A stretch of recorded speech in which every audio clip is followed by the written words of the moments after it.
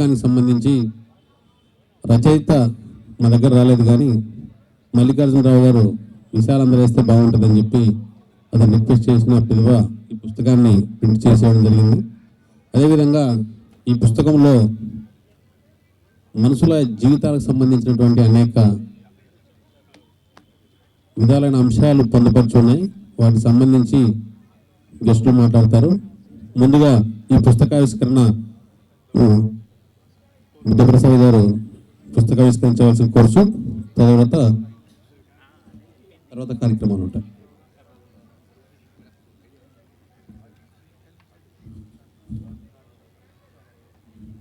విశ్వం అనగానే ఒక అద్భుతమైనటువంటి భావన మనకు వస్తుంది. సృష్టిలో ఉన్న ఆ విజ్ఞాన రహస్యాలన్నీ గుదిగూర్చినటువంటి పుస్తకం విశ్వం. ఈ పుస్తకాన్ని ఆవిష్కరించవలసిందిగా గౌరవ శాసనసభ్యులు శ్రీ మండలి బుద్ధప్రసాద్ గారిని కోరుతున్నాను.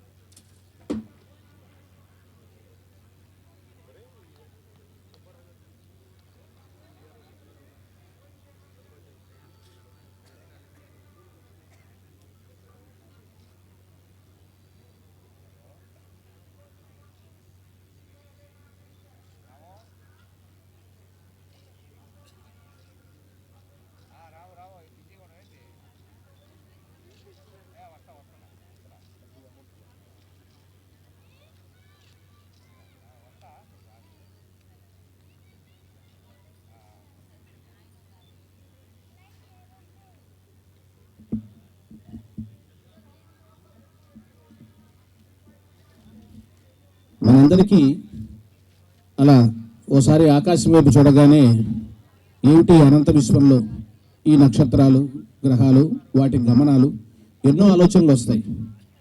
ఏవో కొన్ని పాఠ్యాంశాల్లో చిన్నప్పుడు పుస్తకాల్లో చదువుకున్నటువంటి జ్ఞాపకాలు వస్తాయి. గ్రహణాలు అంటాము, ఆస్ట్రాయిడ్లు అంటాము, ఎన్నో అనేక రకాలైనటువంటి సందేహాలు, కానీ కొన్నిటికే సమాధానాలు మనకి లభిస్తాయి. కానీ ఈ అనంత విశ్వంలో ఉన్నటువంటి అనేక శాస్త్రీయమైన అంశాలకి చక్కటి వివరణ ఇస్తూ ప్రతి అంశం పట్ల ఒక శాస్త్రీయమైనటువంటి వివరణ, సమాధానం రెండూ చెప్తూ తయారు చేసినటువంటి పుస్తకం విశ్వం. ఈ పుస్తకాన్ని గురించి పరిచయం చేయవలసిందిగా ప్రముఖ సాహితీవేత్త, విశ్రాంత అధ్యాపకులు, ఆంధ్ర లయోలా కళాశాల ప్రసంగ ప్రజ్ఞానిధి డాక్టర్ గుమ్మా సాంబశివరావు గారిని ఆహ్వానిస్తున్నాను.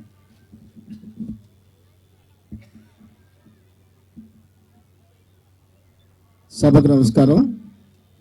ఈరోజు మల్లికార్జునరావు గారు నాకు ఒక పరీక్ష పెట్టారు. పుస్తకం విశ్వం అనే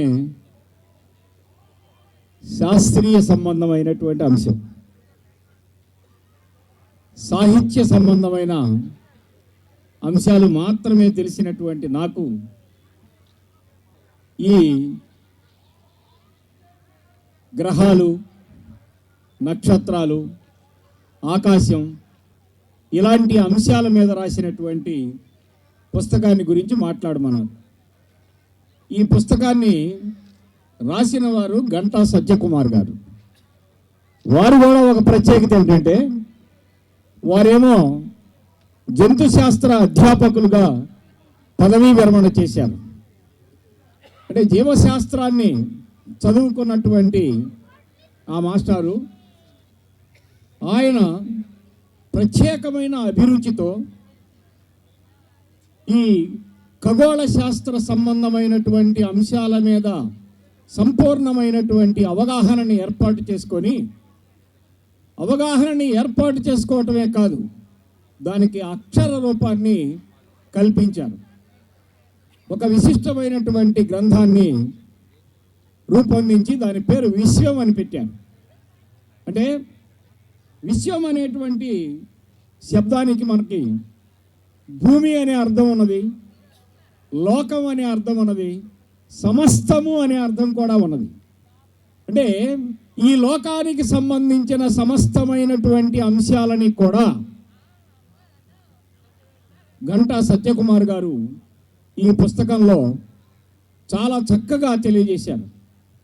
వారు చేసిన ఒక ప్రత్యేకమైనటువంటి పని ఏమిటంటే, ఆయన రాసినటువంటి ప్రతి అక్షరానికి కూడా సాధారణమైనటువంటి పాఠకుడికి కూడా, అంటే కేవలం సైన్స్ విద్యార్థికి మాత్రమే కాకుండా సాధారణమైనటువంటి పాఠకుడికి కూడా అర్థమయ్యేటువంటి రీతిలో అనేక రకాలైనటువంటి బొమ్మలని, ఆ సమాచారానికి బలంగా ఉండేటువంటి బొమ్మలని, చార్టుల్ని దీనిలో పొందుపరిచారు. చాలా చక్కగా పొందుపరిచారు.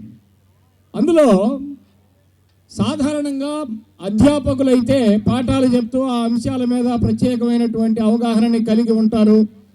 కానీ ఆయన జువాలజీ అంశాన్ని ఎంఎస్సిలో చదువుకొని ఆ తర్వాత రెవెన్యూ డిపార్ట్మెంట్లో మరి డిప్యూటీ కలెక్టర్గా కేవలం సాహిత్య ఇతరమైనటువంటి కేవలం ఆర్థిక సంబంధమైనటువంటి అంశాల మీద మాత్రమే ఆయన ఉద్యోగాన్ని నిర్వహించి వారికి ఉన్నటువంటి ఒక ప్రత్యేకమైన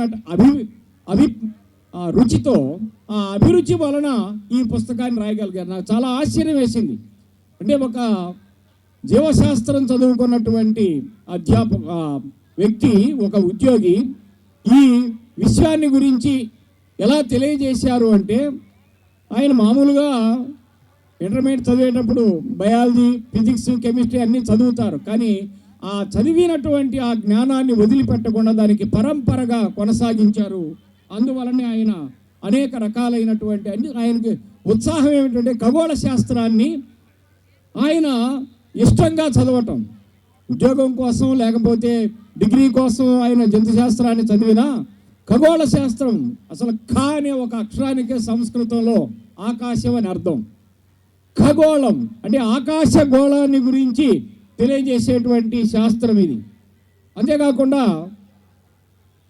సత్యకుమార్ గారిలో ఉన్నటువంటి ప్రత్యేకత ఏమిటంటే, ఇందాకే చెప్పాను ఆయన జంతు శాస్త్రాన్ని చదివారని. ఆయన పక్షి ప్రేమికులకి ప్రకృతిని పరిశీలించేటువంటి ఆసక్తి ఉంటుంది.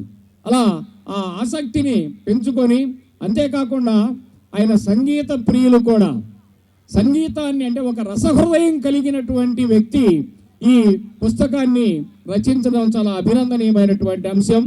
మరి రసహృదయం కలిగిన వారు, సంగీత ప్రియులైనటువంటి వీరు శాస్త్రీయమైనటువంటి దృక్పథంతో నిజంగా ఆయన ఇచ్చిన టేబుల్స్ చూస్తే నాకు చాలా ఆశ్చర్యకరమైనటువంటి అంశాలు అర్థమయ్యాయి.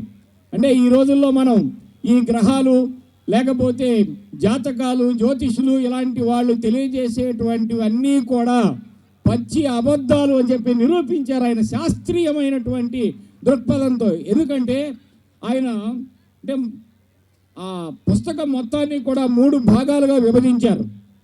ఖగోళ దర్శనం, గ్రహలోకం, విశ్వం అనేటువంటి 3 విభాగాలుగా ఈ పుస్తకాన్ని విభజించి, ఖగోళ దర్శనంలో ఆయన చిరునామాలు, కదలికలు, ఆనవాళ్ళు, పరికరాలు అనేటువంటి సబ్ హెడ్డింగ్స్తో చాలా చక్కగా ఉంది. ఒక ప్రణాళికాబద్ధమైనటువంటి ఒక పరిశోధకుడు థీసిస్ రాస్తే ఎలా ఉంటుందో ఆ రకంగా ఉన్నది ఆ పుస్తకం.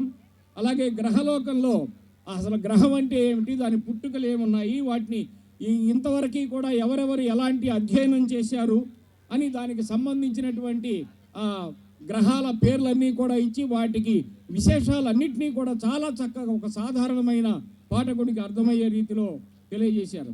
అలాగే తోకచుక్కలు, మరుగుజ్జు గ్రహాలు, తోకచుక్కలని గురించి ఆయన తెలియజేసినటువంటి సందర్భంలో సాధారణంగా ఎలా ఉంటుందంటే, ఈ సైన్స్కి సంబంధించినటువంటి వ్యక్తులు సాహిత్యాన్ని కూడా సమన్వయం చేసినట్లయితే బాగుంటుంది అని చెప్పడానికి ఆయన తోకచుక్కని గురించి ప్రస్తావన చేస్తూ గురజాడ వారు రచించిన తోకచుక్క ఆ కవిత్వాన్ని కూడా అని దాన్ని కూడా ప్రస్తావన చేశారు. సాధారణంగా మనం ఏమనుకుంటాం అంటే తోకచుక్క అనేటువంటిది ఒక అరిష్టానికి సూచనగా భావిస్తాం. కానీ గురజాడ వారు దాన్ని అంటే ఒక లోక బంధువుగా వచ్చాడని, ఆ తోకచుక్క అనేటువంటిది సంఘ సంస్కరణ ప్రయాణ పతాకగా దీన్ని నేను భావిస్తున్నాను అని చెప్పి అంటాడు గురజాడవారు. అంటే మీలో ఏ విధమైనటువంటి మూఢ విశ్వాసాలు అనేటువంటి ఉండకూడదు, ప్రకృతిలో జరిగేటువంటి మార్పుల్లో అది కూడా ఒక మార్పు అని చెప్పి చాలా చక్కగా తెలియజేశారు. అలాగే విశ్వం అనేటువంటిది వారు పెట్టినటువంటి పేరే 3వ అధ్యాయానికి ఉన్నది. నక్షత్రాల ప్రాధాన్యం, అసలు నక్షత్రాలు ఎలా పుడతాయి, నక్షత్రాలు ఎలాగా ప్రకాశిస్తాయి, ఒక నక్షత్రానికి ఇంకొక నక్షత్రానికి ఉండేటువంటి ఆ దూరాలు ఏమిటి, అలాగే ఉష్ణోగ్రతలు, ఇలా అనేకమైనటువంటి అంశాలని గురించి వారు తెలియజేసి బిగ్ బ్యాంగ్ సిద్ధాంతాన్ని కూడా వారు తెలియజేశారు. అంటే ఈ విషయం ఎప్పుడూ కూడా స్థిరంగా ఉండదు అని చెప్పి, స్థిరంగా ఉంటుందని చెప్పినటువంటి శాస్త్రవేత్తలే ఉండదు అని చెప్పి అంగీకరించారు అని.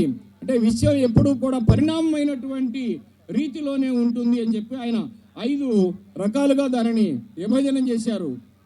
అలాగే ఖగోళానికి సంబంధించిన అనేకమైనటువంటి భావనల గురించి కూడా గ్రహాంతర బుద్ధిజీవులు, మా నారాయణరావు గారు ఎప్పుడు ఇంగ్లీష్ సినిమాలకు తీసుకెళ్తూ ఉంటారు మమ్మల్ని నవరంగలో.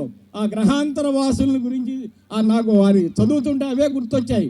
ఆ గ్రహాంతర వాసులు ఉంటారు, వాళ్ళు ఒక ప్రత్యేకమైన లోకం ఉంటుంది, వాళ్ళకి ఆ జీవన విధానం వేరుగా ఉంటుంది అనేటువంటి భావంతో. అలాగే కేవలం ఒక విశ్వమే కాకుండా బహుళ విశ్వాలు ఉన్నాయి అని చెప్పి వారు తెలియజేస్తూ, అంటే వారి పరిశీలన ఎంత గొప్పగా ఉన్నదంటే కేవలం సబ్జెక్టు దానికి సంబంధించిన అంశాలు కాకుండా ఈ బహుళ విశ్వాలకి సంబంధించి వాటి ఆధారంగా ఒక చలనచిత్రం తీశారు. Everything everywhere all at once అనేటువంటి చలనచిత్రాన్ని రూపొందిస్తే దానికి ఆస్కార్ అవార్డు వచ్చిందని కూడా వారు తెలియజేశారు. అంటే వారికి తాను తెలియజేస్తున్నటువంటి అంశం పట్ల ఎంత పూర్తి అవగాహన ఉన్నదో మనకి తెలుస్తూ ఉన్నది. అలాగే ఈ గ్రహాలు, నక్షత్రాలు ఇలాంటి వాటి అన్నింటి గురించి మన వాళ్ళు ముహూర్తాలు నిర్ణయిస్తున్నారు. ఈ ముహూర్తాలన్నీ కూడా అవి శాస్త్రీయమైనవి కావు. శాస్త్రీయము అంటే శాస్త్రి గారు చెప్పిందని అర్థం కాదు. శాస్త్రీయము అంటే శాస్త్రబద్ధంగా, సైంటిఫిక్ అనేటువంటి అర్థంలో. ఆయన ఆ మాటలు చెప్పినప్పుడు నాకు వేమన గారి పద్యం గుర్తుకొచ్చింది. విప్రులంతా చేరి వెర్రి కోతలు కూసి సతిని పతిని చేర్చ చక్కగాను మును ముహూర్తముండ ముండట్లు మోసెరా విశ్వదాభిరామ విందవేమ అన్నాడు. అంటే ముహూర్తం పెట్టాడు వాడు. ముహూర్తం పెడితే మరి ఆమెకి వైధవ్యం ఎలా ప్రాప్తించింది అని చెప్పండి వారు అక్కడ రాసిన విషయాన్ని చదివినప్పుడు నాకు వెంటనే ఆ పద్యం గుర్తుకు వచ్చింది. అంటే ఈ రోజుల్లో మన వాళ్ళు ఎదుటి వాళ్ళ యొక్క బలహీనతలని ఆధారంగా చేసుకొని మరి క్యాష్ చేసుకునేటువంటి సిద్ధాంతాలు ఎలా ఉన్నాయో వాటన్నిటిని గురించి కూడా చాలా చక్కగా తెలియజేశారు. అలాగే జ్యోతిషం ప్రకారం 24 గంటలు రోజుని 12 లగ్నాలుగా విభజిస్తారని చాలా చక్కగా ఆ మొత్తం 6 నుంచి 8 వరకు అని చెప్పి ఆ గంటల ప్రకారంగా ఆయన టేబుల్ ఇచ్చేశారు. అలాగే విఫలమైన జ్యోతిషాలు అని చెప్పి మనకి ఎలక్షన్స్ టైంలో జ్యోతిషాలు చాలామంది చెప్తూ ఉంటారు. వాళ్ళు చెప్పినటువంటి ప్రకారంగా అంటే విఫలమైన జ్యోతిషాలను గురించి ఆయన తెలియజేశారు. ఇందిరాగాంధీ గెలవదు, ఆ పార్టీ ఓడిపోతుందని చెప్తే ఆమె అఖండమైన మెజారిటీతో గెలిచిందని చెప్పి అట్లా 3 ఉదాహరణల్ని ఆయన ఇచ్చారు. అలాగే భారత రాజ్యాంగం కూడా 51A అధికరణంలో మనిషికి వైజ్ఞానిక దృక్పథం కావాలి, అంటే మనిషి యొక్క అభివృద్ధి క్రమంగా వికసించాలి అంటే, మానవుడు సర్వతోముఖ వికాసాన్ని పొందాలి అంటే అతనికి వైజ్ఞానిక దృక్పథం కావాలి. అంటే మనం కేవలము పూర్వులు చెప్పినటువంటి సిద్ధాంతాలన్నింటినీ కూడా గుడ్డిగా నమ్మి వాటిని ఆచరించడం కాదు. మనలో ప్రతి ఒక్క పౌరుడు కూడా వైజ్ఞానిక దృక్పథాన్ని అలవాటు చేసుకొని వాళ్ళ మేధని విస్తరింపజేసుకోవాలి. ఈ విశ్వానికి సరైనటువంటి పౌరులుగా వాళ్ళు గుర్తింపబడాలి అని చెప్పి చాలా చక్కగా తెలియజేశారు. సమయం ఒక రాక్షసుల్లాగా వెంటాడుతూ ఉంటుంది. ఇంతమంది వ్యక్తులు ఉన్నటువంటి సమయంలో నాకు ఇచ్చారు కదా అని చెప్పి మైక్ నేను మాట్లాడను. సమయాన్ని దృష్టిలో పెట్టి నాకు 10 నిమిషాలు నాకే నిబంధించుకున్నాను. ఇంతమంది మాట్లాడితే గంట దాటిపోతుంది కాబట్టి నాకు మంచి అవకాశాన్ని కల్పించిన, అంటే కొత్త విషయాలు నేర్చుకోవడానికి అవకాశం కల్పిన మా రేవుళ్ళ మల్లికార్జునరావు గారికి ప్రత్యేకమైన ధన్యవాదాలు తెలియజేస్తూ, అలాగే రచయిత గారికి అభినందనలు తెలియజేస్తూ నా ప్రసంగాన్ని ముగిస్తున్నాను.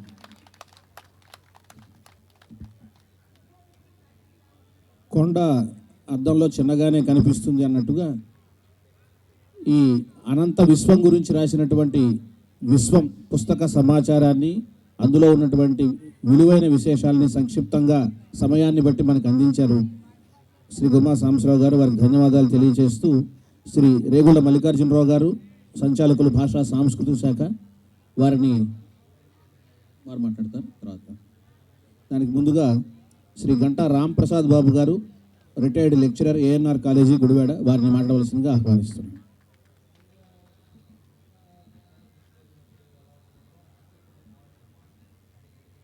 వేదిక మీద ఉన్న పెద్దలకు, వేదిక ముందున్న పుస్తక ప్రియులకు నా నమస్కారాలు. పుస్తక పఠనం అనేది ఒక విజ్ఞాన సాధనం అయితే ఆ విజ్ఞాన వాహకం భాష అవుతుంది. ఆ భాష తెలుగు భాష అయితే ఆ విజ్ఞానం తరతరాలకి చాలా వేగంగా చొచ్చుకుపోతుంది. సైన్స్లో అనేకమైన బుక్స్ ఉన్నాయి, కానీ ఇంగ్లీష్లో ఉంటాయి. సైన్స్ని తెలుగులోకి అనువదించడం అంటే పెద్ద సాహసమే అవుతుంది. రచయిత గంటా సత్యకుమార్ గారు ఎన్నుకున్న అంశం విశ్వం అయితే జ్ఞానం అనంతం, అదేవిధంగా విశ్వం కూడా అనంతం. విశ్వం యొక్క అంచుల దాకా వెళ్ళాలంటే చాలా కష్టం, ప్రస్తుత విజ్ఞానం ఏమీ సరిపోదు. అటువంటి విశ్వం గురించి చాలా కూలంకషంగా ఇందాక గుమ్మా సాంబశివరావు గారు చెప్పినట్టు 3 భాగాలుగా విభజించి మొత్తం 32 అధ్యాయాలుగా దాన్ని ఆయన విభజించి ప్రతి దాన్ని కూడా చాలా క్షుణ్ణంగా తెలుగులో అందరికీ అర్థమయ్యే రీతిలో రాశారు ఆయన. అందుకు ఆయన్ని అభినందిస్తున్నాను. ఈ రచనా వ్యాసంగాన్ని ఇక్కడతో ఆపకుండా ఇంకా కొనసాగించాలని కోరుకుంటున్నాను. అయితే గుమ్మా సాంబశివరావు గారు చాలా విషయాలు చెప్పేశారు. ఆయన ఉపన్యాసకుడు కాబట్టి నేను ఉపన్యాసకుడిని అంత ఎక్కువ టైం తీసుకోను. ఆయన స్పృశించని కొన్ని అంశాలను మీకు ముఖ్యంగా 3 ఉంచుతాను. ఇది విశ్వం సంబంధించిందే. ఒకటి, మన ప్రత్యక్ష దైవం సూర్యుడు అంటారు. ఈ సూర్య దేవాలయాల కోసం ఊరికే పరిగెడుతుంటాం మనం. కానీ భూమి ఏం చేస్తుంది? సెకండ్కి 30 కిలోమీటర్ల వేగంతో సూర్యుడి చుట్టూ మన జీవితాంతం తిప్పుతూనే ఉంది, ప్రదక్షిణ చేస్తూనే ఉంది. అంతకంటే పుణ్యం ఇంకెవరిస్తారు మనకి? ఇది ఒక అంశం. రెండవది, మనకే నక్షత్రాలకే గల సంబంధం ఏమిటంటే మన బ్లడ్లో ఉన్న ఐరన్ కానీ, ఎముకల్లో ఉన్న ఫాస్ఫరస్ కానీ, ఇంకా డిఎన్ఏలో ఉన్న కార్బన్ కానీ, నైట్రోజన్ కానీ, ఆక్సిజన్ కానీ, ఇవన్నీ ఎక్కడి నుంచి వచ్చాయి? మన ఈ జీవితానికి ఒక ఉనికిని ఇచ్చింది తల్లిదండ్రులు అయితే, ఆ తల్లిదండ్రుల్లో ప్రతి మనిషిలో ఉన్న ఈ మూలకాలన్నీ ఎక్కడి నుంచి వచ్చాయంటే నక్షత్రం త్యాగం చేస్తే వచ్చాయి. ఆ నక్షత్రాలు బిగ్ బ్యాంగ్ తర్వాత, అంటే భారీ విస్ఫోటనం అంటారు, ఈ బిగ్ బ్యాంగ్ తర్వాత ఏర్పడిన ఈ నక్షత్రాల్లో ఒక పెద్ద కొలిమి, కొన్ని 1.5 crores 1.5 కోట్ల ఉష్ణోగ్రత ఉన్న సమక్షంలో ఈ మూలకాలన్నీ మొట్టమొదట ఈ చాలా తేలికైన మూలకాలు హైడ్రోజన్ కానీ హీలియం కానీ, సూర్యుడిలో జరిగేది ఏమిటంటే 2 హైడ్రోజన్ పరమాణువులు కలిసి హీలియంగా మారుతూ ఉంటాయి. అప్పుడు ఎంతో ఎనర్జీ బయటకు రిలీజ్ అవుతుంది. నక్షత్రాల్లో మొట్టమొదటిసారిగా ఈ తేలిక మూలకాలు ఏర్పడ్డాయి. ఈ తేలిక మూలకాల నుంచి తర్వాత ఆ నక్షత్రాల కొలిమిలో ఉన్న ఉష్ణోగ్రత, ఆ పీడనానికి మిగిలిన అన్ని మూలకాలు ఏర్పడ్డాయి. ఒక్కసారి బిగ్ బ్యాంగ్ అంటే భారీ విస్ఫోటనం అంటున్నాం కదా, ఈ విస్ఫోటనం జరిగిన తర్వాత ఈ మూలకాలన్నీ విశ్వంలోకి విసిరివేయబడ్డాయి. అవే క్రమంగా మనకి ఈ గ్రహాల రూపంలోనూ, ఆ అణువుల రూపంలోనూ, పరమాణువుల రూపంలోనూ, గ్రహాల రూపంలోనూ ఏర్పడ్డాయి. ఆ గ్రహమే మన భూమి. ఆ భూమి మీద మనం ఏర్పడ్డాం. కాబట్టి మనకి నక్షత్రానికి చాలా దగ్గర సంబంధం ఉంది. నక్షత్రం మరణిస్తేనే మన జీవం పుట్టింది, ఈ మూలకాలన్నీ పుట్టాయి. ఇది రెండో అంశం. ఇంకా మూడో అంశం ఏంటంటే, మనం ప్రస్తుతం ఏం చెప్పుకుంటాం? గతం, వర్తమానం, భవిష్యత్తు అంటాం. మనం అంతా మిమ్మల్ని చూస్తున్నాను, కానీ మిమ్మల్ని చూసేది ఇది వర్తమానం కాదు, ఇదంతా గతమే. దీనికి ఒక చిన్న ఎగ్జాంపుల్ చెప్తా. సూర్యుడు మన పొద్దుటే ఉదయం లేచిన వెంటనే సూర్యోదయాన్ని చూశానంటారు. ఎవడో సూర్యోదయాన్ని చూడలేడు. ఏంటి ఇలా మాట్లాడతారు అనుకోవచ్చు మీరు.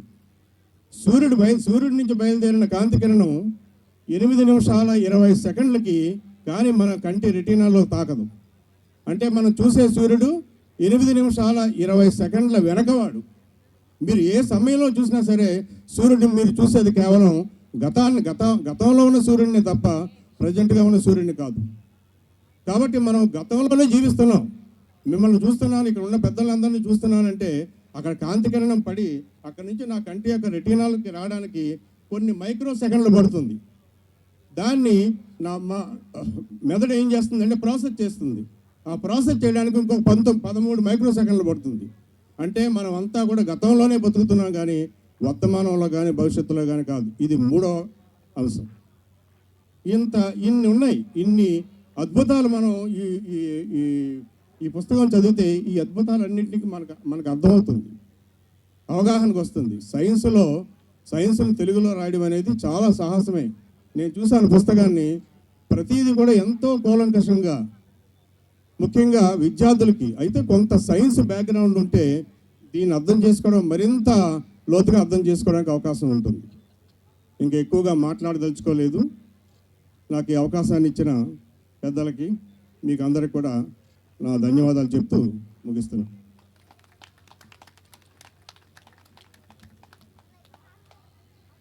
ఈ పుస్తక ఆవిష్కరణ సభ చాలామందికి పరీక్ష. పుస్తకం రాసిన ఆయన లెక్చరరు, మాట్లాడే వాళ్ళందరూ లెక్చరర్లు. వీళ్ళని 5 నిమిషాల్లో 10 నిమిషాల్లో ఉపన్యాసాలు ముగించడం అంటే కొద్దిగా కష్టమైన పనే, తప్పదు. ఇప్పుడు శ్రీ రేగుల మీరు మాట్లాడతారు మేడం, మీరు మాట్లాడు.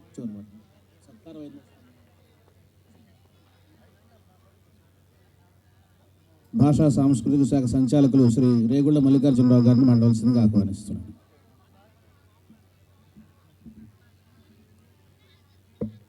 అందరికీ నమస్కారం. ఈరోజు ఈ కార్యక్రమం విశ్వం అనే పుస్తక ఆవిష్కరణ కార్యక్రమంలో పాల్గొంచుకున్న మీ అందరికీ కూడా ప్రత్యేకమైనటువంటి అభినందనలు తెలియజేసుకుంటూ ఈనాటి కార్యక్రమానికి అధ్యక్షత వహించినటువంటి గౌరవనీయులు పెద్దలు Manohar Naidu garu, deputy general manager, Visalaandhra publishing house. ఈనాటి కార్యక్రమానికి ఈ విశ్వం అనేటువంటి పుస్తకాన్ని ఆవిష్కర్తగా మా కోరికను మన్నించి విచ్చేసినటువంటి గౌరవనీయులు పెద్దలు అవనిగడ్డ శాసనసభ్యులు, తెలుగు భాష కోసం, తెలుగు ధనం కోసం మర్చిపోతున్నటువంటి మన తరానికి ప్రతిసారి గుర్తు చేస్తూ అనేక వేదికల మీద ఆయన గొంతును మనకు వినిపిస్తున్నటువంటి మరి గౌరవనీయులు పెద్దలు మండలి బుద్ధప్రసాద్ గారికి, అదేవిధంగా ఈనాటి కార్యక్రమానికి మరి ముఖ్య అతిథిగా విచ్చేసినటువంటి శ్రీమతి తేజస్విని పొడపాటి, చైర్మన్ మరి ఆంధ్రప్రదేశ్ రాష్ట్ర సృజనాత్మకత మరియు సంస్కృతి సమితి వారికి, అదేవిధంగా ఈనాటి కార్యక్రమానికి ఆత్మీయ అతిథులుగా విచ్చేసినటువంటి గౌరవనీయులు పెద్దలు, ఆత్మీయులు, నాకు బాగా చిరకాలం నుంచి పరిచయం ఉన్నటువంటి గంట రాంప్రసాద్ బాబు గారు. వారు రిటైర్డ్ లెక్చరర్, ఏఎన్ఆర్ కాలేజీలో పనిచేసి రిటైర్ అయ్యారు. అదేవిధంగా చెప్పిన వెంటనే అతి తక్కువ సమయంలో కూడా వారు యాక్సెప్ట్ చేసి ఈ పుస్తకాన్ని సమీక్షకు మరి ఒప్పుకొని మన ముందు ప్రసంగించినటువంటి గౌరవనీయులు పెద్దలు డాక్టర్ గుమ్మా సాంబశివరావు గారికి, అదేవిధంగా ఈ కార్యక్రమం పుస్తక పరిచయానికి ఒప్పుకున్నటువంటి గౌరవనీయులు పెద్దలు మిత్రులు కప్పగంతు రామకృష్ణ గారికి, అదేవిధంగా మరో మిత్రులు గౌరవనీయులు పెద్దలు గోళ్ళ నారాయణరావు గారు, అధ్యక్షులు ఆంధ్ర ఆర్ట్స్ అకాడమీ వారికి ప్రత్యేకమైనటువంటి అభినందనలు తెలియజేసుకుంటూ 2 విషయాలు చెప్పి నేను ముగిస్తాను. ఈరోజు రచయిత గంటా సత్యకుమార్ గారికి నాకున్నటువంటి అనుబంధం ఏంటంటే, ఉస్మానియాలో మేమిద్దరం కూడా ఎంఎస్సి జువాలజీ, అదేవిధంగా మేమిద్దరం కూడా రూమ్మేట్స్. నేను ఎక్కువగా కాలేజీ రాజకీయాల్లో బాగా తిరుగుతున్నటువంటి టైంలో, ఎక్కువ కాలం గడుపుతున్నటువంటి సమయాల్లో ఎప్పుడైనా నేను రూమ్కి వచ్చినప్పుడు, ప్రతి ఆదివారం శనివారాలు మేము డిస్కస్ చేసినప్పుడు సత్యకుమార్లో ఒక ప్రత్యేకమైనటువంటి ఒరవడి, ఒక ప్రత్యేకమైనటువంటి శ్రద్ధ దేని మీద అంటే ఈ నక్షత్రాలు, వాటి గురించే డిస్కషన్స్. ఆ రోజుల్లో మేమందరం కూడా ఇంత గొప్ప పరిజ్ఞానం ఖగోళ శాస్త్రం మీద మన వాడికి ఉంది అనేటువంటి విషయాన్ని మేము అందరం కూడా గుర్తించాం. అయితే కాలేజీ రోజుల్లో అయిపోయిన తర్వాత ఉద్యోగరీత్యా డిప్యూటీ కలెక్టర్గా పదవీ విరమణ చేసిన తర్వాత మరి గత 3 సంవత్సరాలు కూడా ఆ రోజు నుంచి తనకున్నటువంటి అభిరుచిని, ఆ రోజు నుంచి తనకున్నటువంటి పరిజ్ఞానాన్ని, ఆ రోజు నుంచి ఈ ఖగోళ శాస్త్రం మీద ఉన్నటువంటి పట్టుని మరి పుస్తక రూపంలో తీసుకురావడానికి ఒక 2-3 సంవత్సరాలు కష్టపడి ఒక పుస్తక రూపం తీసుకురావడం జరిగింది. అటువంటి పుస్తకాన్ని అడిగిన వెంటనే మరి మనోహర్ నాయుడు గారు పబ్లిష్ చేయడం అనేటువంటిది గొప్ప విషయంగా భావిస్తూ అటు రచయితకి మనోహర్ నాయుడు గారికి ప్రత్యేకమైనటువంటి అభినందనలు తెలియజేస్తున్నాను. ఈ పుస్తకం గురించి నేను వివరించవలసిన అవసరం లేదు, ఎందువలంటే రివ్యూ కూడా నేను చాలా సుదీర్ఘంగా రాశాను, 20-30 పేజీలు. మరలా అది మీ ముందు పెట్టి నేను బోరు కొట్టించాలనేటువంటి ఉద్దేశం నాకు లేదు. అయితే ఒకే ఒక్క విషయాన్ని నేను చెప్తా. ఇటలీ దేశస్థుడైనటువంటి గెలీలియో టెలిస్కోప్ని కనిపెట్టాలని అనుకున్నాడు. ఎందుకు కనిపెట్టాలని అనుకున్నాడు అంటే సముద్రయానంలో నావికులకి దిక్కులు తెలిసే విధంగా దాన్ని కనిపెట్టి దాని నుంచి వచ్చేటువంటి మొత్తాన్ని కూతుళ్ళు పెళ్లి చేయాలి అని అనుకున్నాడు.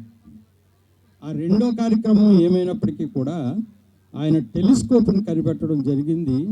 ఈ ప్రపంచంలో ఈ ఖగోళ శాస్త్రంలో ఉన్నటువంటి నక్షత్రాలని అతి దగ్గరగా చూడగలిగేటువంటి భాగ్యంతో కల్పించినటువంటి గెలీలియోని ఒక్కసారి మనం ఆలోచించుకున్నట్లయితే అతను ఈ సమాజానికి, ముఖ్యంగా ఈ ప్రపంచంలో ఈ ఖగోళ శాస్త్ర పరిచయంతో పాటు ఆ విజ్ఞానాన్ని అభివృద్ధి చేసే క్రమంలో ఎంతో అద్భుతంగా ఆయన తన యొక్క అనుభవాలతో పాటు ఈ సమాజానికి ఒక మార్గాన్ని నిర్దేశించాడు. అదేవిధంగా నా మిత్రుడు సత్యకుమార్ కూడా ఒకే ఒక మాటలో చెప్పాలి అంటే మన తెలుగు వ్యవహారికంలో సైన్స్ అనేటప్పటికి చాలా అర్థం కాదు.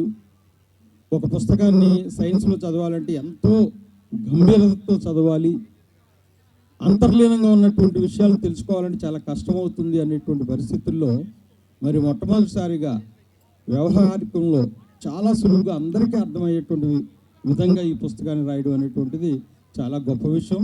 వారికి నేను ప్రత్యేకంగా అభినందిస్తున్నాను. అంతేకాకుండా ఇది విద్యార్థులకు కూడా ఎంతో ఉపయోగం.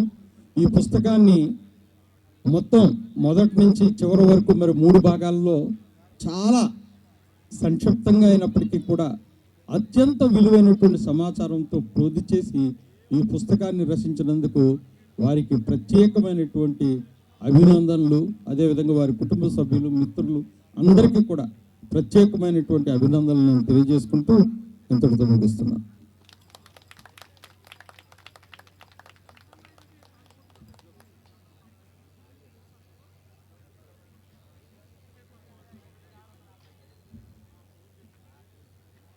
విశ్వం పేరుతో వచ్చినటువంటి ఈ పుస్తకం పూర్తిగా ఎంత ఉన్నతమైనది అంటే ప్రతి అంశంలోనూ ఈ పుస్తకాన్ని చదివినప్పుడు అనిపించినటువంటి భావన ఏంటంటే సాధారణంగా శాస్త్ర సాంకేతిక రంగాలకు సంబంధించినటువంటి పుస్తకాలకు చదివించేటువంటి లక్షణం తక్కువగా ఉంటుంది.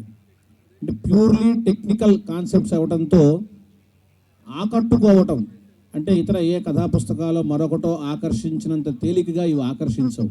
కానీ అందుకు భిన్నంగా సత్యకుమార్ గారి శైలి ఆకట్టుకునే విధంగా ఉంటుంది.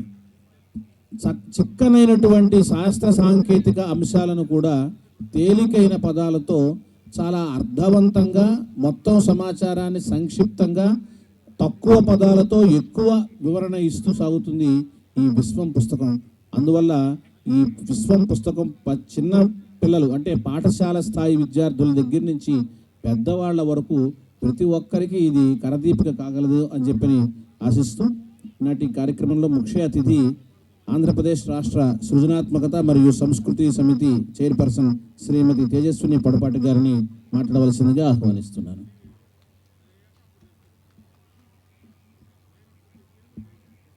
ముందుగా వేదిక మీద ఉన్న పెద్దలు మండలి బుద్ధప్రసాద్ గారికి, గంటా సత్యకుమార్ గారికి, అదేవిధంగా మనోహర్ నాయుడు గారికి, రేగుళ్ళ మల్లికార్జున్ గారికి, రామ్ ప్రసాద్ బాబు గారికి, నారాయణరావు గారికి, రామకృష్ణ గారికి, సాంబశివరావు గారికి, అదేవిధంగా వేదిక ముందున్న పుస్తక ప్రియులకి, మీడియా సోదరులకి ప్రతి ఒక్కరికి పేరు పేరున నమస్కారం. అదేవిధంగా ముఖ్యంగా ఈ పుస్తకాన్ని మండలి బుద్ధ ప్రసాద్ గారి చేతుల మీదుగా ఆవిష్కరించడం అన్నది చాలా ఆనందంగా ఉందండి. ఎందుకంటే సార్, పొరుగు రాష్ట్రాల వారికి మీరు ఒక ఎక్స్ డెప్యూటీ స్పీకర్ గానో, ఒక ఎమ్మెల్యే గానో, ఒక ఎక్స్ మినిస్టర్ గానో తెలిస్తే, మన తెలుగు వారికి మాత్రం మీరు తెలుగు భాష కోసం, తెలుగు భాష డెవలప్మెంట్ చైర్మన్గా మీరు చేసిన కృషి, పడుతున్న కృషి మేము ఎప్పటికీ మర్చిపోలేని విషయం సార్. అదేవిధంగా తెలుగు భాషకి ప్రాచీన హోదా కల్పించడానికి మీరు ఒక గాంధేయవాదిగా మీరు దాదాపు ఒక చిన్న కురుక్షేత్రమే చేశారు సార్.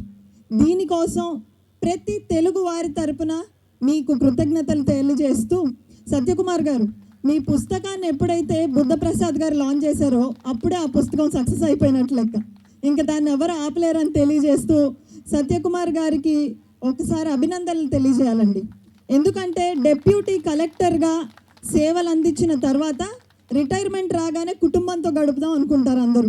కాలేజ్ అయిపోగానే ఇంటికి వచ్చి పిల్లలు ఎలాగైతే టీవీ చూద్దాం అనుకుంటారో, ఒక డెప్యూటీ కలెక్టర్గా అయిపోయిన తర్వాత ప్రశాంతంగా ఫ్యామిలీతో టైం స్పెండ్ చేద్దాం అనుకోకుండా సమాజం పట్ల ఇంకా నాకు బాధ్యత ఉంది అని గుర్తు చేసుకుంటూ, ఈరోజు సమాజానికి నేను ఒక విలువైన ఆస్తిని ఇవ్వాలి.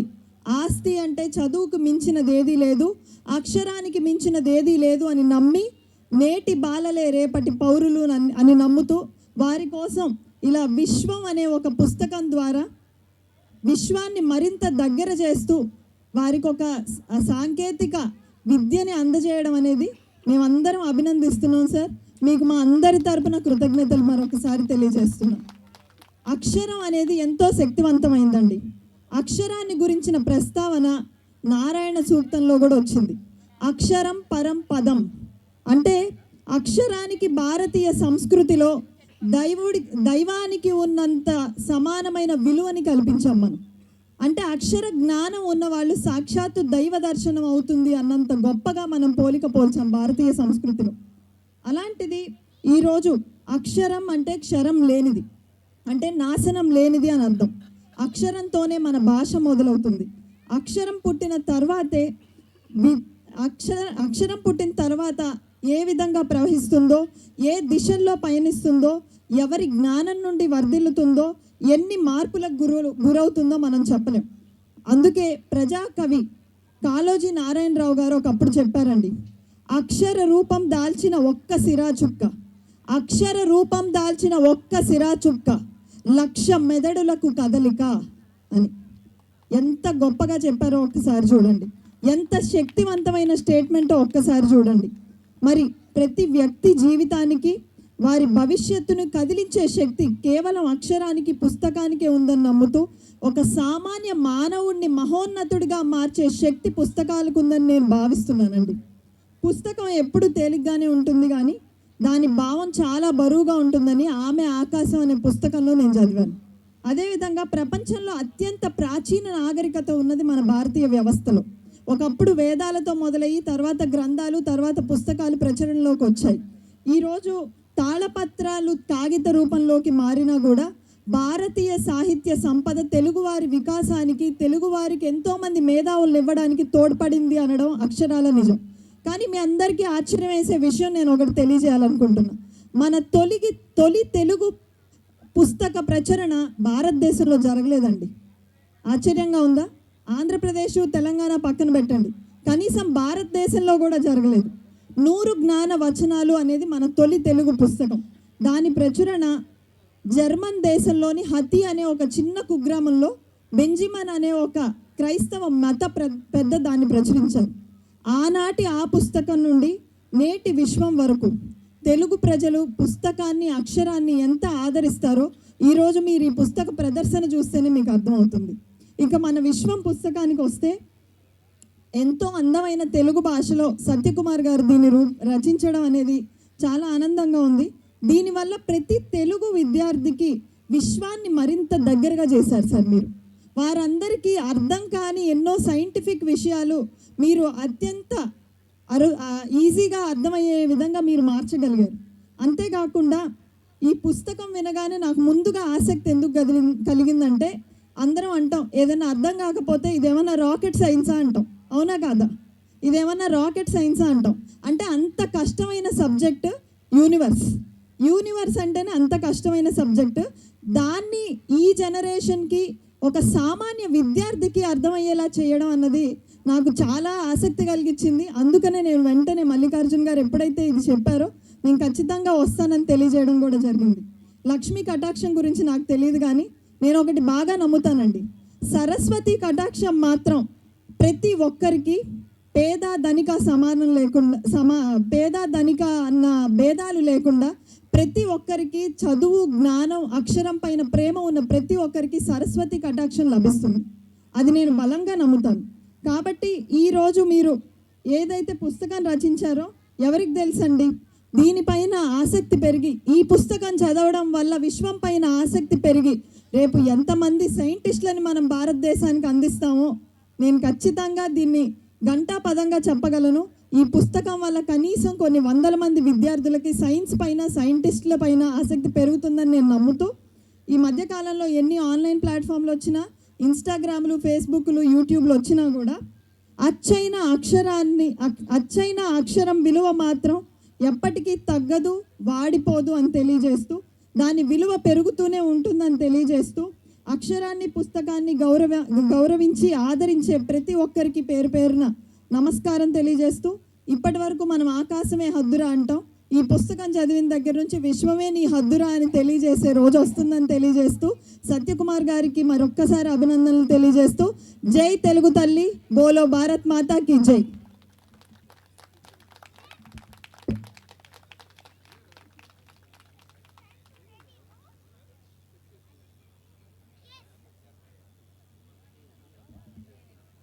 తేజస్విని గారికి ధన్యవాదాలు. వేదాల నుంచి విశ్వం దాకా ఒక్కసారి ప్రపంచయానం చేయించేశారు. ఒక్క 5 నిమిషాల వ్యవధిలో మొత్తం విశ్వం అంతా చుట్టి వచ్చేశారు.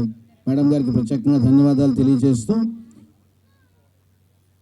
సమాజానికి అవసరమైనటువంటి రచన అందించినటువంటి రచయిత శ్రీ గంటా సత్యకుమార్ గారు, వారిని మాట్లాడవలసిందిగా ఆహ్వానిస్తున్నాను.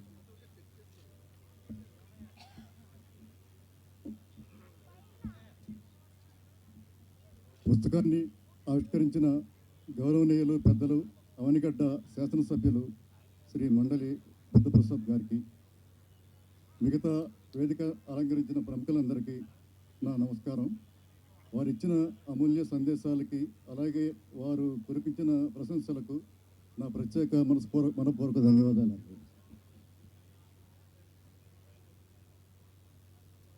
మనం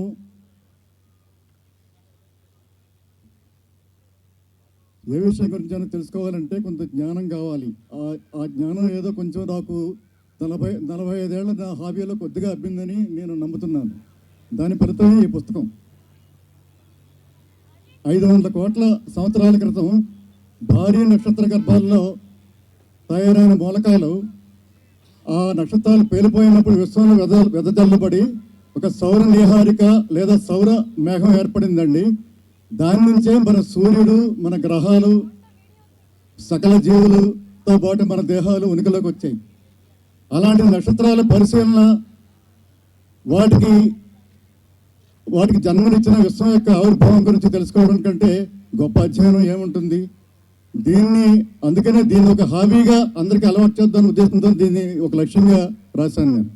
ఈ పుస్తకం ఎన్ని కాపీలు అమ్ముడైపోతుంది, ఎంతమంది చదువుతారు నాకు అనవసరం. ఎంతమంది దీన్ని హాబీగా మలుచుకుంటారు అన్న ఆశతోనే దీన్ని ఈ వైజ్ఞానిక విలాస విద్యను అందరికీ అలవాటు చేద్దాం లక్ష్యంతోనే ఈ పుస్తకాన్ని నేను రాశాను. ఈ పుస్తకంలో పెద్దలు చెప్పినట్లుగా, వారి సమీక్షకులు చెప్పినట్టుగా, మిగతా వక్తలు చెప్పినట్టుగా ఈ పుస్తకాన్ని 3 భాగాలుగా రాశాను. మొదటి భాగం ఖగోళ దర్శనంలో మౌలిక పరిజ్ఞానాన్ని అందించారు. ముఖ్యంగా వేళ్ళు, గుప్పిళ్ళు ఉపయోగించి ఆకాశాన్ని ఎలా కొలవాలో క్లుప్తంగా చెప్పాను. చిన్న ఉదాహరణ చెప్తాను. చేయి నిలువే చాపి చిటికెన వేలు నిలబెట్టండి. ఇది 1 డిగ్రీ ఉంటుంది. ఈ డిగ్రీలో సూర్యుడు కానీ చంద్రుడు కానీ సగమే ఉంటారండి. అలాగే 3 ఏళ్ళు ఇలా నిలబెట్టి 3 వేళ్ళు మధ్య బట్టన వేలు, చిటికెన వేలు మూసి 3 వేళ్ళు నిలబెడితే ఇది 5 డిగ్రీలు ఉంటుంది. ఇది సప్తర్షి మండలంలో క్రతు, పులహ, పురస్త్య, అత్రి, అంగీరస, వశిష్ఠ, భృగు అని మొత్తం 7 నక్షత్రాలు ఉంటాయండి. దానిలో మొదటి క్రతు, పులహ అనే వాటిని జూబీ అని మిరాక్ అని ఇంగ్లీష్లో అంటారు. ఆ రెండు పాయింటర్ స్టార్స్ అండి. ఆ రెండు మధ్య దూరం 5 డిగ్రీలే ఉంటుంది. అలాగే మీరు ఇలా గుప్పిడి మూస్తే ఇది 10 డిగ్రీలు ఉంటుందండి. ఈ 10 డిగ్రీల్లో గుప్పిడి మీద గుప్పిడి మీరు వేసుకుంటే పోతే మన నెత్తి మీద వచ్చేది 90 డిగ్రీలు అవుతుందండి. అలా వెనక్కి వెళ్ళిపోతే ఇంకో 90 డిగ్రీలు. అంటే మనం చూసే ఆకాశం ఎప్పుడు కూడా 180 డిగ్రీలు ఉంటుందండి. ఈ ఆకాశంలో రైట్ అసెస్షన్ అంటే ఏమిటి? మనకు రేఖాంశాల మాదిరిగా రైట్ అసెషన్స్ ఉంటాయి, అలాగే అక్షాంశాల మాదిరిగా డిక్లరేషన్స్ ఉంటాయండి. తర్వాత మన భూమధ్యరేఖ మాదిరిగా ఖగోళ మధ్యరేఖ ఉంటుంది. ఇవన్నీ మీరు ఈ పుస్తకాన్ని గైడ్లో ఉపయోగించుకుంటూ క్రమం తప్పకుండా చదివి మీరు పరిశీలించి చూస్తేనే మీకు అర్థమవుతుంది, లేకపోతే మీకు అర్థం కాదు. కాబట్టి నా మనవి ఏమిటంటే మీరు ప్రతి ఒక్కరు దీన్ని హాబీగా మలుచుకోవడానికి ప్రయత్నం చేయండి. ఈ హాబీ వల్ల మీకే కాకుండా మీ పిల్లలకు కూడా ఎంతో జ్ఞానం వస్తుంది. వారిని భావి భారత ఖగోళ శాస్త్రజ్ఞులుగా కూడా మరుస్తుంది. ఇస్రో వెళ్ళొచ్చు, నాసా వెళ్ళొచ్చు, ఇంకా దేశానికి ఎన్నో పేరు ప్రఖ్యాతులు తీసుకురావచ్చు. తర్వాత ఈ మొదటి భాగంలో నక్షత్రాలు ఎలా పరిశీలించాలని దానికి సంబంధించి నక్షత్ర పటాలు ఇచ్చాను. ప్రతి ఋతువులో ఈ నక్షత్ర పటం ఆధారంగా మీరు కనీసం ఒక 10 నక్షత్రాలు మీరు గుర్తుపట్టగలిగితే మీకు చిరకాలం గుర్తుండిపోతాయండి. మీ పిల్లలకి కూడా వాటి చూపించి నేర్పించాలి ఎలా గుర్తుపట్టాలో. ఒట్టి గంటతో చాలా స్టార్ చూడొచ్చండి ఈ నక్షత్ర పటం ఉపయోగించి. అది మీకు కష్టం అనుకుంటే సెల్ ఫోన్లో స్టెల్లేరియం, గూగుల్ స్కై, లేకపోతే స్కై సఫారీ 7 Pro అని మంచి యాప్స్ ఉన్నాయండి. వాటిని డౌన్లోడ్ చేసుకుంటే ఈ సెల్ ఫోన్ ఎలా చూపిస్తే అన్ని నక్షత్రాలను చూపిస్తుంది, మొత్తం వివరాలు దాన్ని చూపిస్తుందండి. చాలా ఈజీ అండి. ఆ తర్వాత ఇవి కాకుండా ఏ పరికరాలు మనం వాడాలి, చాలా తక్కువ పుస్తకాల్లో మాత్రమే పరికరాల గురించి రాస్తారని. టెలిస్కోప్స్ అంటే ఏమిటి, బైనాక్యులర్స్ అంటే ఏమిటి, వాటి గురించి వివరంగా రాస్తాను. ఈ అధ్యాయాన్ని మీరు ఎక్కువ సార్లు చదివితేనే తర్వాత అధ్యాయం మీకు అర్థమవుతాయండి. రెండవ అధ్యాయంలో గ్రహాల యొక్క అధ్యయనం ఎందుకు చేయాలన్న వాటి ఆవశ్యకత గురించి వివరించాను. అలాగే సింపుల్గా ఒక హై స్కూల్ స్థాయి గణిత విజ్ఞానాన్ని ఉపయోగించి మనం ఉన్న చోట నుంచే గ్రహాల దూరం మనకి ఎంత దూరంలో ఉంటాయి, వాటి వ్యాసం ఎంత ఉంటుంది, వాటి ద్రవ్యరాశి ఎంత ఉంటుంది అన్న దాన్ని చిన్న చిన్న లెక్కలతో సులువుగా ఎవరైనా లెక్క కట్టొచ్చని చూపించాను. ఆ తర్వాత గ్రహాల పరిణామం మీద ప్రత్యేకించి నేను దృష్టి పెట్టి రాశానండి. అది మీరు చదివితే మీకు అర్థమవుతుంది. ఆ తర్వాత 3వ భాగమైన విశ్వంలో గురించి చెప్పేటప్పుడు నక్షత్రాలు కాంతి ఆధారంగా నక్షత్రాన్ని మనం ఎలా గుర్తించాలి, దానికి ఎంత దూరం ఉంటుంది, దాని ఉష్ణోగ్రత ఎంత ఉంటుంది, అది తేలిక నక్షత్రమా, భారీ నక్షత్రమా, అది ఏ రకంగా పుట్టి ఏ రకంగా మనుగడ సాగించి అంతరించిపోతుంది అనే విషయం మీద కూలంకషంగా రాశాను. ఎన్నో టేబుల్స్ కూడా ఇచ్చానండి.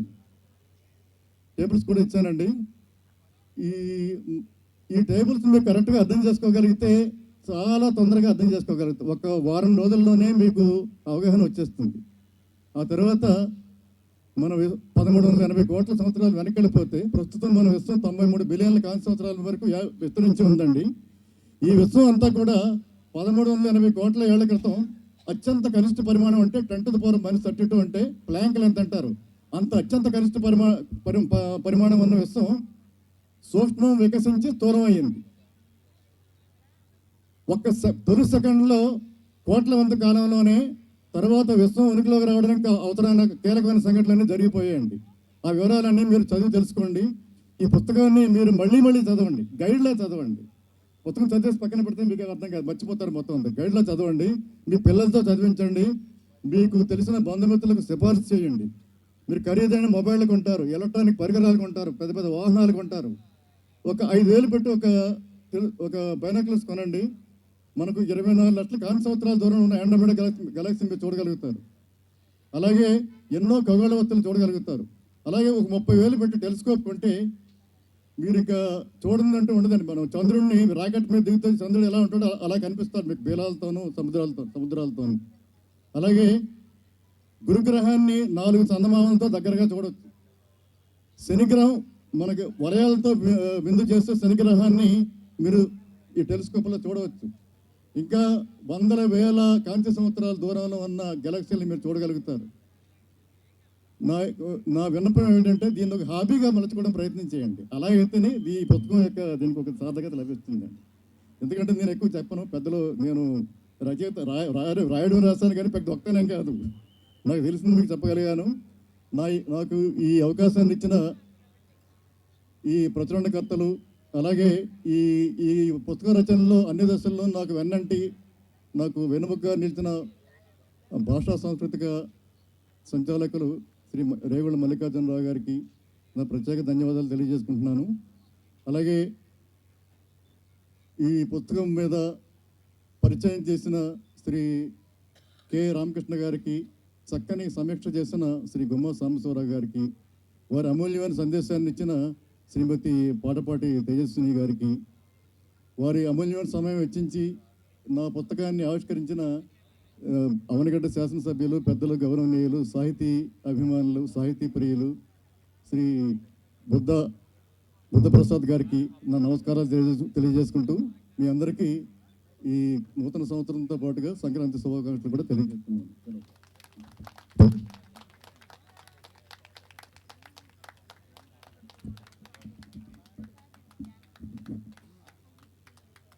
సత్యకుమార్ గారు తన రచనని ఎంతగా ప్రేమిస్తున్నారో ఆయన మాటల్లో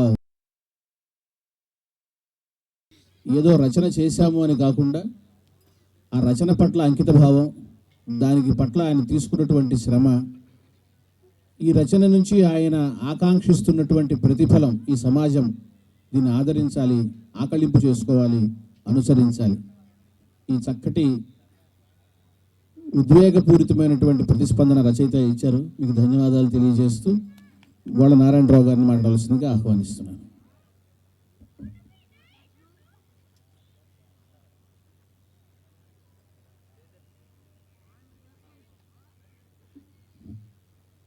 అందరికీ నమస్కారం. ఈ కార్యక్రమానికి ముఖ్య అతిథిగా వచ్చి గంటా సత్యకుమార్ గారి ఈ రచన చాలా ఆదరణ పొందుతుందని ఘంటాపథంగా చెప్పిన తేజస్విని గారికి, తెలుగు భాషోద్యమ సమాఖ్య ఉద్యమం సర్వసైన్యాధ్యక్షులు మండల బుద్ధప్రసాద్ గారికి, పుస్తకం లోపల ఎంత విషయం ఉందో పుస్తకం బయట అత్యద్భుతమైన కవర్ పేజీ మనకు అందించిన రేగుళ్ళ మల్లికార్జునరావు గారికి, అలాగే పుస్తకం లోపల తిరగేస్తే ఆ పుస్తకం లోపల ఆ ప్రింట్ కానీ ఆ ఫాంట్ కానీ చాలా ముచ్చటగా చదవటానికి, చదివించడానికి చాలా అనుకూలంగా, ఆకర్షణీయంగా చేసిన విశాలాంధ్ర మనోహర్ నాయుడు గారికి, అలాగే ఈ పుస్తకాన్ని పరిచయం చేయడానికి ముందుగా మనందరికీ కొంత ఒక ప్రివ్యూ ఇచ్చి, అంటే ఒక పుస్తకం యొక్క రివ్యూ ఎలా ఉండాలంటే పూర్తి సినిమా చూపించకూడదు, ఒక ట్రైలర్ లాగానే ఉండాలి. అటువంటి చక్కటి భాషతో బాగా చెప్పిన మిత్రుడు కప్పగంత రామకృష్ణ గారు, ఆ తర్వాత దాని గురించి ప్రసంగించిన రాంప్రసాద్ గారు, గుమ్మా సాంబశివరావు గారు, వీరికి హృదయపూర్వకమైన అభినందనలు తెలియజేస్తున్నాను. గంటా సత్యకుమార్ గారు నిజంగా చాలా మంచి ప్రయత్నం చేశారు. మామూలుగా పాత రోజుల్లో పెద్దలు అంటే తాతలు ఆ టైంలో వాళ్ళకి పురాణాలు, ఇతిహాసాలు ఇటువంటి వాటిలో వాళ్ళ పెద్దవాళ్ళు చెప్పేవాళ్ళు. అంచేత వాళ్ళు వాళ్ళ పిల్లలైన మన తల్లిదండ్రులు ఆ జనరేషన్ వరకు కూడా ఈ పురాణాల్లో ఉన్నవి ఇవన్నీ కూడా ఏంటంటే రకరకాలుగా చెప్పగలిగేవాళ్ళు, అవి మనకు తెలిసి.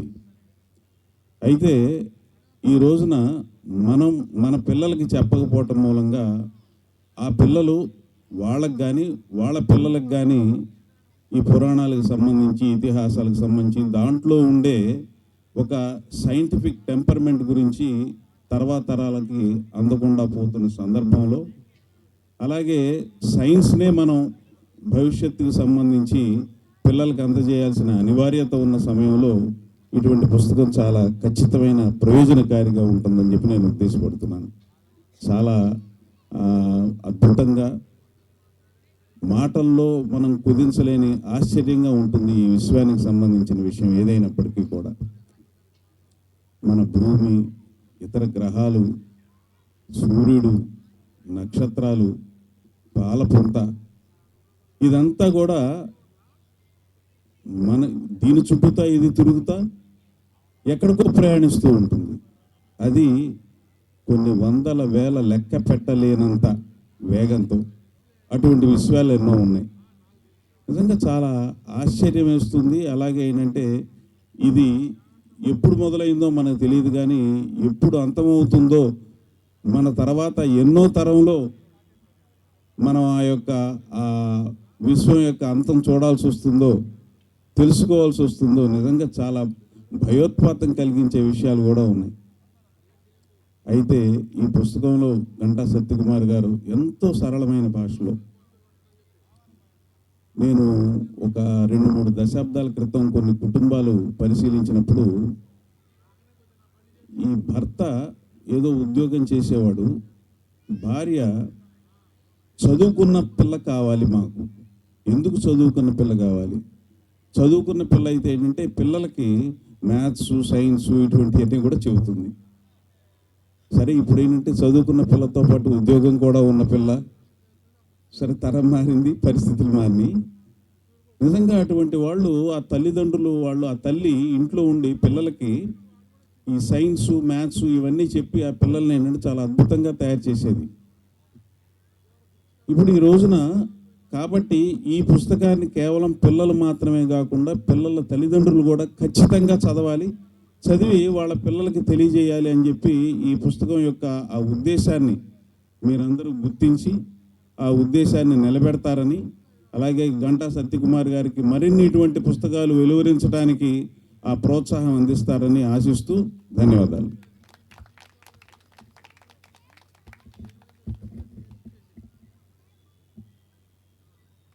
మనం మామూలుగా చూసేటువంటి అలా ఉరికినే సరదాకి ఇప్పుడంటే తగ్గిపోయింది.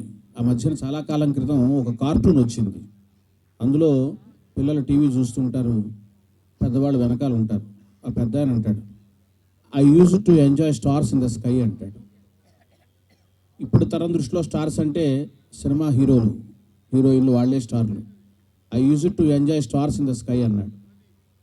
అలా ఒక్కసారి మనం ఆకాశంలోకి చూస్తే మనకు కనిపించేటువంటి నక్షత్రాలు, ఇంకా ఎన్నో వింతలు, విశేషాలు, వీటి గురించినటువంటి ఒక అద్భుతమైనటువంటి విశ్లేషణ ప్రతి అణువులో, ప్రతి పేజీలో ఆ పుస్తకం చదువుతూ ఉంటే ఇలాంటి అంశాలు అసలు ఇట్లా ఉంటాయా సైన్స్లో, మనం గమనించవచ్చా, ఈ టెలిస్కోప్ని ఇలా వాడవచ్చా, మనం చంద్రుడు అని మనం అనుకునే ఏదో చందమామ, ఈ చందమామ వెన్నెల, మనం చదువుకునేటువంటి ఇతర కథలు, ఆ చందమామ గురించిన పాటలు, వాటిలో ఉన్నటువంటి ఆ అంశాలకు భిన్నంగా అందులో ఉన్నటువంటి శాస్త్రీయత, చంద్రుడిలో ఉన్న దశలు ఒక టేబుల్ వారీగా సత్యకుమార్ గారు ఇచ్చారు. చదువుతుంటే ఆశ్చర్యం వేస్తుంది. అంటే ఇన్నాళ్ళు మనం అనుకున్నది ఏంటి, అసలు తెలుసుకోవాల్సింది ఏంటి అనేటువంటి అనేకమైన విషయాలు ఈ పుస్తకంలో ఉన్నాయి. అటువంటి అద్భుతమైనటువంటి విజ్ఞానాన్ని అందించినటువంటి సత్యకుమార్ గారి పరిశ్రమకి ధన్యవాదాలు, అభినందనలు తెలియజేస్తూ, గౌరవ శాసనసభ్యులు, తెలుగు భాష కోసం శ్వాసించేటువంటి వ్యక్తి శ్రీ మండలి బుద్ధప్రసాద్ గారిని మాట్లాడవలసిందిగా ఆహ్వానిస్తున్నాను.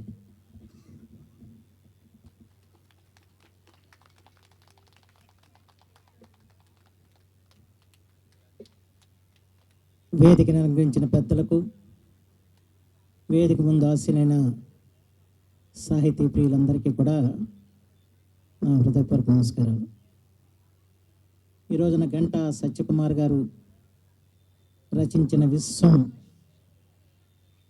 ఇది ఖగోళ శాస్త్రానికి సంబంధించిన ఈ అద్భుతమైన గ్రంథాన్ని ఆవిష్కరించే అవకాశం కలగటం ఒక అదృష్టంగా భావిస్తున్నాను. ఎందుకంటే ఇది నేటి తరానికి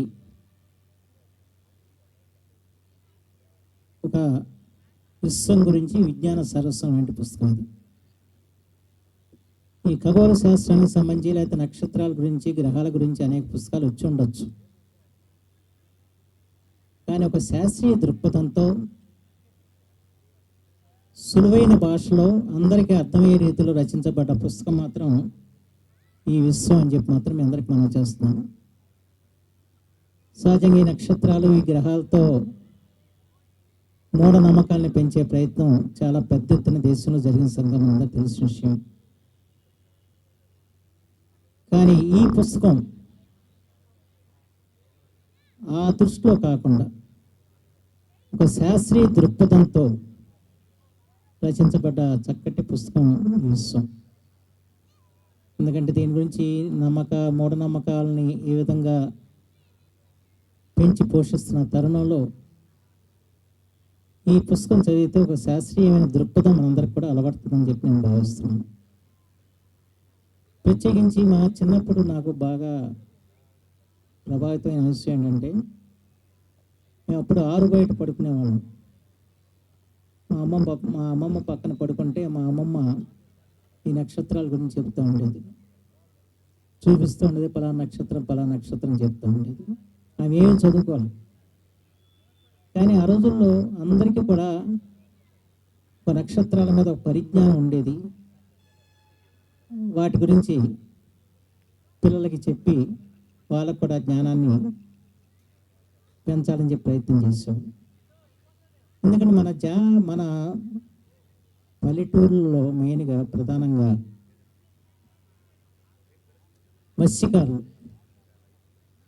మత్స్యకారులకు ఉన్నంత నక్షత్ర పరిజ్ఞానం నాకు తెలిసిన వేరే లేదని చెప్పి భావిస్తాను. ఎందుకంటే మనకి తరచు తుఫాన్లు వస్తూ ఉంటాయి. తుఫాను హెచ్చరికలు చేస్తారు. తుఫాను హెచ్చరికలు చేసినప్పుడు నేను మా తీర ప్రాంతంలో ఉన్న మత్స్యకార గ్రామాలకు వెళ్ళి తుఫాను వస్తుందంట, మీరందరూ కూడా సురక్షితమైన ప్రదేశాలకు తరలి రావాలని చెప్పి నేను అడిగితే వాళ్ళు ఆకాశం చూసి తుఫాను రాదండి అని చెప్తారు.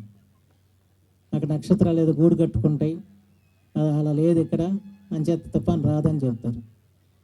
కానీ వాళ్ళ మాటే నిజమయ్యేది. మేము చాలా కంగారు పడుతూ ఉండేవాళ్ళం. తుఫాను వస్తే అప్పుడెప్పుడు 70 10,000 మంది చచ్చిపోయారు, మళ్ళీ ఏం జరుగుతుందని చెప్పి బాధపడుతూ ఉండేవాళ్ళం. కానీ వాళ్ళు చెప్పేసేవాళ్ళు. ఉప్పును వచ్చినప్పుడు కూడా ఉప్పును వస్తుందని ఎవరు చెప్పలా. కానీ ఆకాశాన్ని చూసి సముద్రం పొంగి వస్తుందని చెప్పుకున్న వాళ్ళు గ్రామీణులు. అంటే గ్రామీణులకి ఎంతటి పరిజ్ఞానం ఈ నక్షత్రాల మీద ఉండేదో నేను చెప్పాల్సిన అవసరం. ప్రత్యేకించి మత్స్యకారులు వాళ్ళందరూ వాళ్ళంటే అధునాతన పరికరాలు వచ్చి ఉండొచ్చు కానివ్వండి, వాళ్ళు వేట కోసం పడవల మీద సముద్రంలో వెళ్తూ కేవలం వాతావరణ పరిస్థితుల్ని, కేవలం నక్షత్రాలు ఆకాశంలో వచ్చిన మార్పులు బట్టి వాళ్ళు గమనించి తదనుగుణంగా వాళ్ళు ముందుకు నడిచేవాళ్ళు. అంటే ఆ రకమైన పరిజ్ఞానం మనకి పూర్వం నుంచి కూడా మన గ్రామీణులకు కానివ్వండి, అందులో నిరక్షరాస్యులకు కానివ్వండి, అందరికీ ఉండేది. కానీ ఇవాళ పరిస్థితులు మారిపోయాయి. ఇవాళ పట్టణంలో ఉన్న వాళ్ళకి ఎవరికి ఆకాశాన్ని చూసే పరిస్థితులు ఉండవు, పిల్లలకి చెప్పే పరిస్థితులు ఉండవు. అలాగే మన పాఠ్య పుస్తకాల్లో కూడా వీటికి సంబంధించిన సమాచారం అంతంత మాత్రంగానే ఉంటుంది. అయితే వీటికి సంబంధించిన పుస్తకాలు లేకుండా లేవు. ఆ ఉన్న పుస్తకాలన్నీ కూడా ఏంటంటే కొంత శాస్త్రీయ దృక్పథంతో కాకుండా మూఢనమ్మకాలను పెంచేగా ఉన్నాయి. రెండోది గ్రాంధిక భాషలో ఉంటాయి, అర్థం కాని విషయంలో. కానీ ఇవాళ గంటా సత్యకుమార్ చేసిన మహోన్నత ప్రయత్నం ఏంటంటే ప్రతి ఒక్కరికి అర్థమయ్యే రీతిలో ఇవాళ ఈ గ్రంథాన్ని రచించి వాళ్ళ ఖగోళ శాస్త్రం పట్ల, నక్షత్రాల పట్ల, గ్రహాల పట్ల ఒక అభిరుచి పెంచే ప్రయత్నం చేయటం కాకుండా ఆయన ఆలోచన ఏంటంటే దీని మీద ప్రతి ఒక్కరు కూడా పరిశీలించాలి, వీటి మీద ఒక జిజ్ఞాస పెంచుకుని ముందుకు నడవాలని చెప్పిన ఆలోచనతోనే ఈ గ్రంథాన్ని రచించాలని చెప్పి కూడా వారు చెప్పడం జరిగింది. ఎందుకంటే ఇవాళ నాకు బాగా ప్రభావితం చేసింది జవహర్లాల్ నెహ్రూ గారి రచనలు. ప్రకృతి మీద పరిశీలన చేయమని, లేకపోతే వీటి మీద ఆయన రాసిన రచన ద్వారా ప్రకృతిని ఆరాధించడం కానివ్వండి, లేకపోతే ప్రకృతిని చూసి పరవశించడం కానివ్వండి, ప్రకృతిని పరిరక్షించాలని చెప్పిన ఆలోచనలు కానివ్వండి, ఒక శాస్త్రీయ దృక్పథంతో మనకు చెప్పినవాడు జవహర్లాల్ నెహ్రూ. నా చిన్నప్పుడు అష్టాగ్రహ కూటమి నాకు ఊహ తెలిసిన రోజుల్లో మొత్తం అందరూ ఒరిగిపోయారు, ఏదో అయిపోతుంది, ప్రళయం వచ్చేస్తుంది, అష్టాగ్రహ కూటమి వచ్చిందని. కానీ ఆ రోజు ప్రధానమంత్రి నెహ్రూ గారు చెప్పాడు, అది నమ్మకండి, మీరు ధైర్యంగా ఉండండి అని చెప్పి. ఆ తర్వాత అనేక ఇప్పుడు తోక చుక్క రాలిందంటే ఏదో ప్రమాదం జరుగుతుంది, ఎవరో పెద్ద నాయకుడు చచ్చిపోతాడు, లేదా ఏదో ఉత్పాతం జరిగిద్ది అన్న మూఢనమ్మకాలు ఇవాళ ప్రజల్లో ఉన్నాయి. అలాంటి మూఢనమ్మకాలు నేను చిన్నప్పటి నుంచి చాలా చూస్తూ వచ్చాను. ఇది సూర్యగ్రహణం వస్తే ఇలా జరిగిద్ది, లేకపోతే చంద్రగ్రహణంతో ఇవి అని ఆ రకమైన మూఢనమ్మకాలని ఆ రోజుల్లో చేయటం జరిగింది. గ్రహణ సమయంలో బయటకు వస్తే గర్భిణీ స్త్రీలు బయటకు వస్తే వాళ్ళ పిల్లలు సక్రమంగా పుట్టరని చెప్పని ఈ రకమైన ప్రచారాలు చాలా జరుగుతుండే. దాని కొంతవరకు గోరా గారు ఆయన వాళ్ళ భార్యని కానీ పిల్లల్ని కానీ గ్రహణ సమయంలో తిప్పి చక్కటి పిల్లలు పుట్టారని చెప్పి ప్రచారం చేయటం ఈ రకం చాలా మనం చూసాం. అంచేతేనండి ఇవాళ ఈ గ్రహాల మీద నక్షత్రాల మీద ఒక అవగాహన కలగాలి. అవగాహన శాస్త్రీయ దృక్పథంతో జరగాలని చెప్పిన ఆలోచనతో ఈ గ్రంథాన్ని రాయటం జరిగింది. ఇప్పుడు చంద్రుడు ఉన్నాడు, చంద్రుడి గురించి మనకి మా తరంలో ఏంటంటే ఆ రోజులు మేము చదువుకున్న వాళ్ళందరికీ ముందు చంద్రుడు పాఠం, లేదా పుట్టగానే మనకేంటంటే అన్నం పెట్టాలంటే చందమామ రావే జాబిలి రావే అని చెప్పి పాట పాడి అన్నం పెట్టేవాళ్ళు. ఇవాళ ఏమైనా సెల్ ఫోన్ ఇస్తున్నారు పిల్లలకి, పెడితే కానీ సెల్ ఫోన్ చూపిస్తే తప్ప ఇవాళ పిల్లలు అన్నం ముట్టిన పరిస్థితి వచ్చింది. కానీ మా టైంలో ఏంటంటే ఆ పాట పెట్టి చంద్రుడిని చూపించి మొదలు పెట్టేవాళ్ళు. అంటే చంద్రుడు, ఆ చంద్రగ్రహం ఎక్కడుంది, ఆ చంద్రగ్రహం మీదకి మానవుడు వెళ్తాడా అని చెప్పి అన్నది ఎవరు ఊహించింది? అది మన కళ్ళ ముందు మేము చదువుకునే రోజుల్లోనే జరిగింది. అది అంచేతే మన శాస్త్ర విజ్ఞానం ఎంత పెరిగిందో మనం అవగాహన చేసుకోవాలి. మూఢనమ్మకాలను మనం దూరం చేసుకోవాలి. ఆ రకమైన ఆలోచనలు ఈ తరంలో కలగజేయటానికి ఈ పుస్తకం ఎంతగానో ఉపకరిస్తుందని చెప్పి మాత్రం మనం చేస్తూ దీని గురించి నేను ఎక్కువగా, ఎందుకంటే ఈ శాస్త్రం నాకు సంబంధించింది కాదు, ఏదో చరిత్ర గురించి లేకపోతే సాహిత్యం గురించి చెప్పమంటే సుదీర్ఘంగా చెప్పగలగానండి. అంటే ఇవన్నీ చదివా, చిన్నప్పుడు చదివాం. రష్యా వాళ్ళు కూడా కొన్ని పుస్తకాలు ఈ ఖగోళ శాస్త్రం మీద అనువాదం చేసి అమ్మేవాళ్ళు. కొంత జ్ఞాన విజ్ఞాన వేదిక లాంటి వాళ్ళు కూడా చాలా పుస్తకాలు వేశారు. కానీ చాలా పుస్తకాలు చూస్తాం కానీ అవి కొంచెం అర్థం అవి కాకుండా ఉండేవి. కానీ సులభంగా మొత్తం ఖగోళ శాస్త్రాన్ని అంతా కూడా మన కళ్ళ ముందు ఉంచిన వ్యక్తి, అనంతమైన విశ్వాన్ని మన చేతుల్లో పెట్టిన వ్యక్తి సత్యకుమార్ గారు. వారికి నేను హృదయపూర్వకంగా నేను అభినందన తెలియజేస్తూ వారి కళ నుంచి మరెన్నో రచనలు రావాలని చెప్పి మాత్రం నేను కోరుకుంటున్నాను. పోతే ఈ రోజున ఇటీవలే ముఖ్యమంత్రి చంద్రబాబు నాయుడు గారు ఆంధ్రప్రదేశ్ సృజనాత్మక మరియు సాంస్కృతిక సమితికి అధ్యక్షురాలుగా శ్రీమతి తేజస్విని గారిని నియమించారు. ఆమెను కూడా ఈరోజు నేను చూడటం సరే. ఈ నిర్ణయం మీద చాలా చర్చలు జరిగాయి. ఐటీ విద్యా రంగంలో ఉన్న వాళ్ళని తీసుకొచ్చి సంస్కృతి చేతిలో పెడతాయంటని చెప్పి, కానీ వాళ్ళు ఆయన ఉపన్యాసం విన్న తర్వాత చంద్రబాబు గారు సముచితమైన నిర్ణయం చేశాడని చెప్పి నాకు అనిపించింది. ఎందుకంటే ఈ సంస్కృతిని పరిరక్షించాల్సిన బాధ్యత యువత మీద. ఎందుకంటే మా తరం అయిపోయింది, మన తరం అయిపోయింది, కానీ తర్వాత తరం అందిపుచ్చుకోవాలి. అందిపుచ్చుకొని దాన్ని ముందు తీసుకెళ్లాల్సిన బాధ్యత యువత మీద ఉంటుంది. అంచేత యువతకు ప్రతినిధిగా వాళ్ళ తేజస్విని గారికి ఈ బాధ్యత చెప్పారని చెప్పి ఆమె తప్పనిసరిగా సఫలీకృతమై మళ్ళీ తెలుగునాట ఒక సాంస్కృతిక పునరుజ్జీవన నాంది పలకాలని చెప్పి నేను ఆకాంక్షిస్తూ సెలవు తీసుకున్నాను. జై హింద్.